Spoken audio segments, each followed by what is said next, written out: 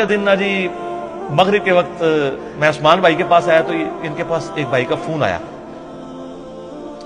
تو وہ کہنے لگے کہ جی وہ علی بھائی جو ہے نا وہ انہوں نے جو مصنف ابن ابی شیبہ سے روایت بتائی تھی نا تو میں نے جا کے لائبریری میں دیکھی ہے، واقعی مل گئی ہے، اور وہ جو ایک حاکم کی روایت تھی نا وہ مجھے نہیں مل رہی تھی، وہ بھی مل گئی۔ اچھا، انہوں نے سپیکر آن کیا تھا، میں گفتگو سن رہا، میں سمجھے یہ کوئی مفتی ہے، تو کہتا ہے میں لائبریری میں گیا تو میں نے ایک چیز نوٹ کی، تو وہ سارا کچھ میں نے عثمان بھائی کو اشارہ کیا، میں نے کہا ایسے پوچھے یہ کون ہے؟ تو سر وہ کہتا ہے میں پیکو کا کام کرتا ہوں، جدو کڑھائی کرنے والے، ریڑیاں لانے والے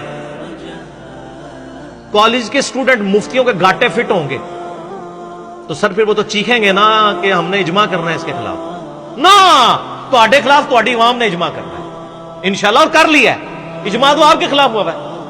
اچھا، تو میں نے پھر عثمان بھائی کو اشارہ کیا، اس سے پوچھو بھی تمہیں حاکم کا نام تمہارے مطلب بڑے بڑے علماء نے نہیں سنا ہوا، مصنف ابن ابی شیبہ صرف انہوں نے کہیں پڑھا ہی ہوگا کہ دیکھی نہیں ہے، یہ کتابیں تو عوام الناس کے سامنے تو کتب ستہ ہی آتی ہیں۔ وہ کہنے لگا جی میرے ایک جو بندی مفتی دوست ہیں ان کی لائبریری ہے، تو میں ادھر جاتا ہوں، میں ایک ایک چیز کاؤنٹر ویریفائی کرتا ہوں اور چیک کرتا ہوں، نشان لگاتا ہوں، میں اس مفتی کو بتاتا ہوں۔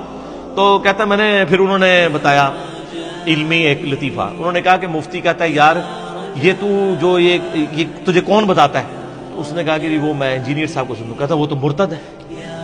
استغفر، سیدھا انہوں ایک منٹ میرے سامنے بٹھا، اور ایک منٹ نہیں کٹ سکتا، وہ کہتا انہوں چھاڑ دے، تو میرے سامنے نہیں ایک منٹ بیٹھ سکتا نا۔ پرانیاں گلاں، پرانے فرقے، پرانے بزرگ، یہ پرانیاں گلاں نے، اس زمانے جاہلیت میں ہوتا تھا۔ اب تو پیکو والے، ریڈیو والے، کالج کے اسٹوڈنٹ، موچی، کتابیں بیچنے والے، ٹھیک ہے جی، اور مٹیریل بیچنے والے، وہ اب جناب علماء کو فٹ ہوئے ہیں۔ تو اس نے کہا یہ دیکھ لے حدیثیں لکھی ہوئی ہیں نا 5B میں جو لکھی ہیں کربلا کے اوپر، یہ نکل رہی ہیں کہ نہیں؟ وہ کہتا نہیں علی مرتد ہے۔ تو اس نے کہا اچھا علی تو مرتد ہے، اور علی نے جن سے حدیثیں نقل کی ہیں وہ تو اس سے بڑے مرتد ہیں۔ آئے ہائے ہائے، پھکی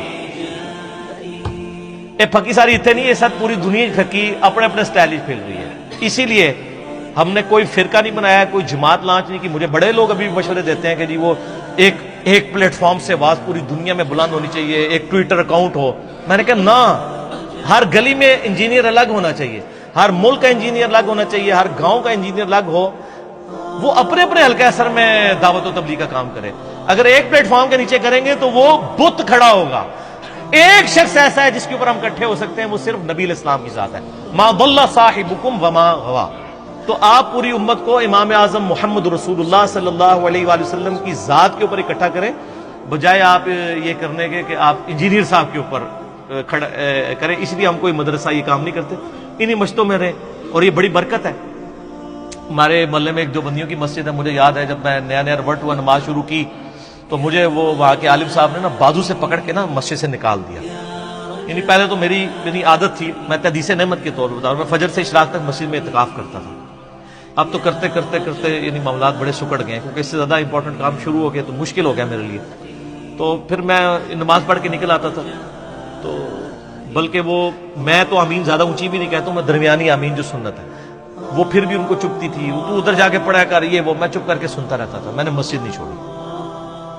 ٹھیک ہے، اس کی برکت میں آپ کو بتاؤں کیا ظاہر ہوئی ہے۔ یہ تو چاہتے ہیں آپ مسجدیں چھوڑ دیں، آج 15-20 بندے رفع الیدین کرتے ہیں، آمین کہتے ہیں، مسجد گونجتی ہے، مفتی صاحب کو کوئی وٹ نہیں چڑھتا۔ لیکن اگر میں اس وقت ایک چلا جاتا تو وہاں یہ دعوت، اس لیے میں کہتا ہوں جہاں ہیں وہاں لگے رہیں، یہ آپ کے بھائی ہیں، آپ ان تک بات پہنچائیں، پھر آپ کو اللہ تعالیٰ خود بخود ساتھی دے گا۔ پھر انہوں نے محنت کی، یار آپ لوگ ہمیں غلط بھی سمجھتے ہو، ہمارے پیچھے نمازیں کیوں پڑھتے ہو؟ تو ہمارے ایک بھائی جو لکڑی کا کام کرتے ہیں، وہ مفتی نہیں ہے، ان کا مفتی صاحب بات یہ ہے کہ المصنف ابن ابی شیبہ میں موجود ہے۔ آئے ہائے ہائے، سر لکڑ والے نے کہنا سی المصنف ابن ابی شیبہ میں موجود ہے، تو اڑے مولویوں نے بخاری مسلم نہیں پوری پڑھی کہ جی عبداللہ بن عمر کہتے ہیں جب تک خوارج کی مسجدوں سے حی علی الصلاۃ حی علی الفلاح کی آوازیں آئیں گی، ہم ان کی اذانوں کا جواب بھی دیں گے، ان کے پیچھے نماز بھی پڑھیں گے۔ جب تک ہمیں السلام علیکم کہیں گے، ہم وعلیکم السلام بھی کہیں گے، لیکن جب یہ ہمیں کہیں گے نا کہ اپنے بھائیوں کو قتل کرو تو پھر ہم ان کا بات نہیں مانیں گے۔ تو انہوں نے کہا عبداللہ بن عمر تو کہہ رہے ہیں کہ حی علی الصلاۃ حی علی الفلاح جہاں سے آواز آئے نماز پڑھو، تو اگر آپ چاہتے ہیں کہ ہم آپ کی اس دیوبندیوں کی مسجد میں نماز نہ پڑھیں، چونکہ وہ خود بھی پوری زندگی دیوبندی رہے، ان کے والد صاحب بھی تو وہ ریورٹ ہوئے تھے، تو آپ حی علی الصلاح حی علی الفلاح اذان میں سے ختم کروا دیں تو ہم نہیں آئیں گے. وہ کہتے یار کنہاں نال بات پے گی ساڈی. سر دنیا میں آپ نے ایسی زبردستی محبت کرنے والے لوگ دیکھے ہوں گے جو اختلاف رائے کے باوجود کہیں کہ پیچھے اس امام کے. سر یہ ہے چینج, یہ ہے تبدیلی. ٹھیک ہے, سنن کبری البیہقی میں ہے, سنن کبری البیہقی میں, مصنف ابن ابی شیبہ میں, سنن کبری البیہقی میں, مصنف ابن ابی شیبہ میں مولا علی ولی ہے خوارج کے بارے میں. تو یہ دیکھ لیں, یہ بتا رہے ہیں, ایک مفتی نہیں ہے لیکن سارے علم کسی کی میراث تو نہیں ہے نا, کاؤنٹر ویریفائی کریں گے تو پھر لوگ, پھر حضرت عمر بھی پیدا ہو جاتے ہیں. میں بتاؤں ہر جگہ. ایک دن میں فجر کے وقت آیا نا, تو فجر کی نماز شروع ہونے لگی نا, تو ایک وہاں کے ملک صاحب بڑے تھے, 6-6.5 فٹ قد, یہ ان کی جان, اور وہاں ہر علاقے میں ذرا مال والے بھی اور روب والے لوگ بھی ہوتے ہیں نا. اسی دیوبندیوں کی مسجد میں جس کے مفتی نے مجھے نکالا تھا, نماز میں نیت کرنے لگا, مجھے کہتا ہے آج میں بھی آمین کہنی ہے, تو دبا کے اچھی آمین کہنی ہے. لیکن میں تو ذرا جذباتی نہیں ہوتا, میں نے تو اتنی کہنی تھی نا جتنی کہنی تھی. ہوا کیا کہ جب وہ امام نے قرات شروع کی نا, تو امام جب پہنچا نا غیر المغضوب علیہم, ابھی ولضالین اس نے کہا نہیں تھا, تو اس نے کہا آمین. اچھا ظاہر ہے بیچارہ پہلی بار کہہ رہا تھا, وہ تو اس نیت سے کھڑا تھا کہ آج میں نے آمین اونچی کرنی. جب اس نے آمین کہا, امام صاحب قرات ہی بھول گئے. انہوں نے پہلی سورت شروع کی لی لاف قریش, وہ بھول گئے.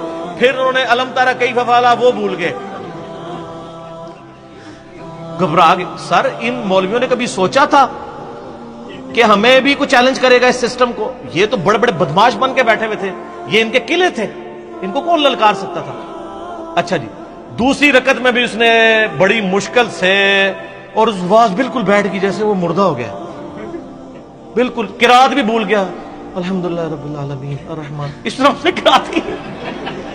اچھا یار جیسے کوئی ہارٹ فیل ہو جاتا ہے, کسی کو ہارٹ اٹیک ہو جاتا ہے. اچھا اب میں نے کہا یا اللہ مارے گے, آج میری شامت آ جانی ہے. سلام پھیر کے نا جب فارغ ہوئے نا, تو میں نے کہا یہ اس مفتی نے تو آج بہت بڑی تقریر کرنی ہے. جیسے ہی اس نے سلام پھیرا نا, وہ بندہ دوسری صاحب میں میرے ساتھ کھڑا تھا نا, وہ پرنا ایک ساتھ اپنا تولیہ بھی ساتھ لے کے آتا ہے. اس نے تولیہ ایسے ادھر رکھا, سلام پھیرتے ہی نا ایسے کر کے کھڑا ہو گیا, مولوی کی طرف منہ دے کے. بس ایڈی کو جناب علمی کتابی تے مجاہدے ملت ہوندے نے. وہ کوئی غریب آدمی نہیں تھا, وہ ملک تھا وہاں کا. اس نے اشارہ بھی کیا بول, تو نہ پھر وہ حدیث بول سکیا نہ کوئی گل, چپ ہی کر گیا. اس نے ٹاپک ہی نہیں ڈسکس کیا. وہ دن آج کا دن مسئلہ فتنہ ختم ہو گیا.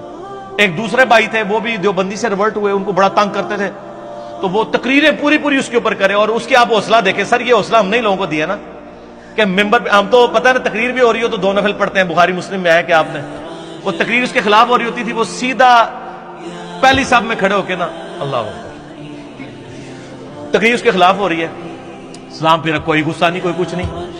تو بعد میں وہ مولانا صاحب کو اس نے کہا حضرت صاحب آپ ہمارے لیے بہت قابل احترام ہے, ہم نے آپ سے قرآن بچپن میں پڑھا ہوا ہے, ہم آپ کی بڑی عزت کرتے ہیں, آپ جتنا مرضی کریں گے ہم آپ کے ساتھ کوئی غصہ نہیں کریں گے. البتہ ہم ایک ایپلیکیشن تھانے میں دے دیں گے کہ عالم صاحب یہاں پہ مذہبی منافرت پھیلا رہے ہیں, پھر پولیس جانے اور ہم آپ کے ساتھ بے حرمتی والا معاملہ نہیں کریں. یہ تو اللہ کا فضل ہے, یہ رد الفساد اور ضرب عضب شروع ہوا ہے, تو جو دہشت گرد مولوی ہیں ان کے فتنوں سے ہم جیسے جو بیچارے انوسینٹ لوگ ہیں نا وہ محفوظ ہیں. ادروائز تو مصیبت کھڑی ہو جاتی ہے. اللہ سے دعا کریں کہ اللہ تعالیٰ یعنی اس ملک کو مزید یعنی استحکام کی طرف لے کے جائے, اور یہاں پہ رول آف لا ہو, جوڈیشری کی حکمرانی ہو, کوئی فوجی لیڈر, کوئی ایجنسی کا لیڈر, کوئی پولیٹیکل لیڈر عدلیہ سے اوپر نہ ہو, سب عدلیہ کو اکاؤنٹیبل ہوں, اور دلائل اور شواہد کی بنیاد کے اوپر یہ کام نہ ہو جو کچھ ساہیوال کے اندر ہوا ہے, بلکہ جو بندہ ڈیزرو کرتا ہے عدالت میں پروڈیوس کر کے عدالت سزائیں دے. رول آف لا یہ ہے, یہ انصاف کا نظام, یہ وہ نظام ہے جو اللہ نے اپنی کتابوں کے ذریعے, اپنے نبیوں کے ذریعے جو ہے وہ عوام الناس تک پہنچایا.